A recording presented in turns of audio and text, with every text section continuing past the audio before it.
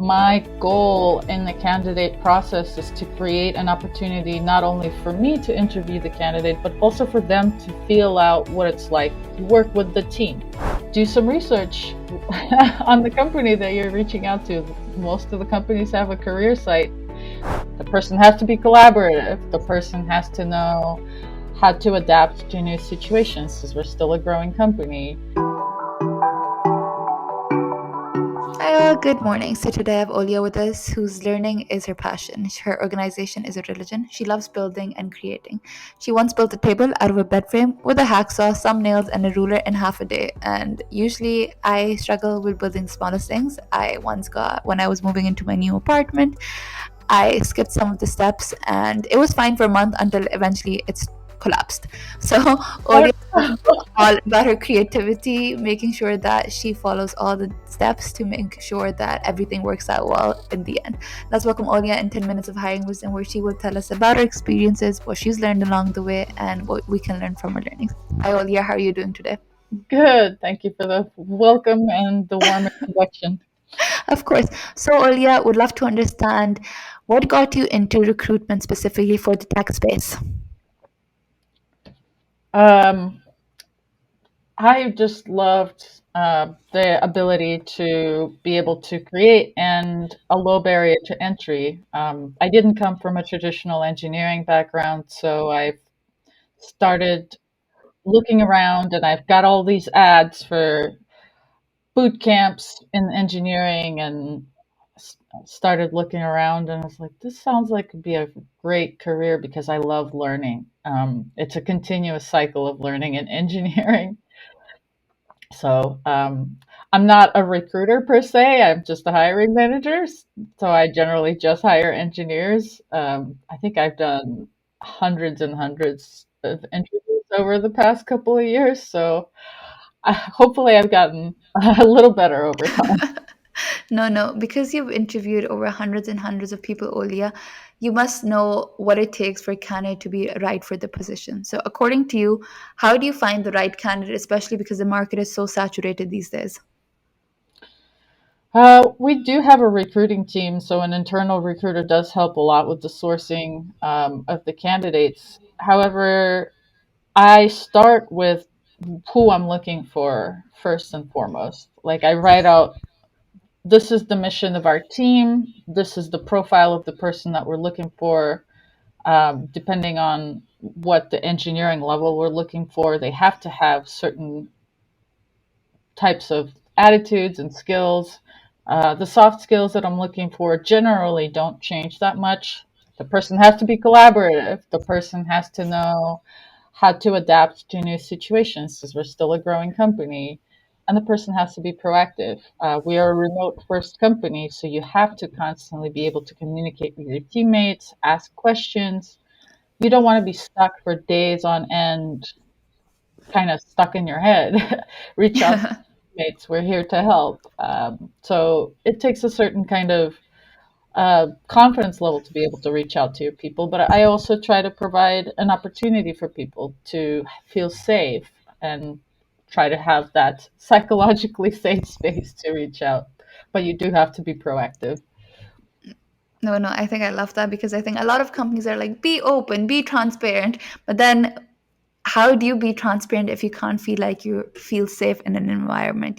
How can you feel like you're comfortable sharing something if you don't have that understanding with your current employee? So thank you so much for sharing that, Olya.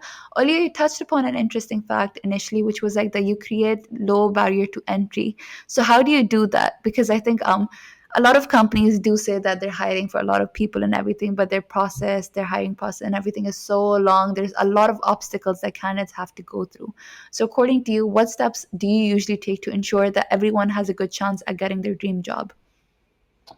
We try to keep the process fairly simple and relevant. My goal in the candidate process is to create an opportunity not only for me to interview the candidate, but also for them to feel out what it's like to work with the team. We have a small engineering team. Generally, they would meet with the recruiter, just kind of make sure that they're aligned on the job requirements and the salary range, and then they would meet with me and I would be sort of like the step and like, okay, is this person really hitting all of the goals that I'm looking for in a person? And then they go through a technical portion of the interview. We have to know if the engineer can actually code. And there's different ways to approach that. Some companies do coding exercises that are like, try to do this algorithm thing. We try not to do that. The process that we try this time, I constantly iterate, is our tech lead kind of pairs with you on an exercise that you would go through very much like you would in your real job, where it's a collaborative process. You try to solve a problem together. And at the end, you kind of have time to kind of figure out how would you have thought through some other potential ways to improve the solution that you've gone through. So it gives it more of a, like, again, collaborative pairing type nature. And then you get a chance to meet with two other team members, and we kind of do a code review portion, which is another interview that kind of gives you an idea of what you would be doing on the job. And then last but not least, we have a behavioral, small, like short 30-minute interview with a peer engineer on the team to have an idea of, like, oh, who is the other person on that you might be working with. So it gives you like an opportunity to meet me as your manager and an opportunity to meet some of your teammates. Obviously, not everyone on the team can interview, and that would be terrible if you had like more than two. So. No, no, I love that. I love how thoughtful the process is and how you're iterating based on feedback. I think it's funny because a lot of companies usually send out these takeaway home tests. They send out these tests that they have to take, and they forget that those people have full-time jobs. So how do they manage that? How do they prepare for that? Because it takes a lot of time and it takes a lot of effort. So if someone's really interested in that role, a lot of people would just be like, okay, no, I'm not going to do it just because it will take a lot of time. One thing that found out was interesting was I was speaking with another guest initially, and they said that they usually evaluate candidates based on their GitLab link, so they can just upload their projects there, and based on that, they can just see how well they've done, and then take it from there, which was interesting. But I really like that you pair those your candidates one on one, where they get to understand the culture, where they will experience the glimpse of the life when they actually do get to work with your company, which is very interesting. So thank you so much for sharing that, Olya. So Olya, my next question would be, what kind of positions are currently open within your company, and what would be an ideal candidate for those specific roles? I don't have any positions open for me. We just actually hired someone. We do have a few others in several different departments. There's a director of finance and accounting, a senior finance analyst, IT engineer for our office in San Francisco, and we have a New Zealand location which is looking for a senior site reliability engineer. Unfortunately, I don't know much about those roles since I'm not the hiring manager for those. But always looking for people to make it happen, and that are willing to build trust, and are excited to work for a company that is kind of on the forefront of the drone industry. Okay, thank you so much. Last question. What is one piece of advice that you have for job seekers out there, Olya, who are in the market searching for their dream job?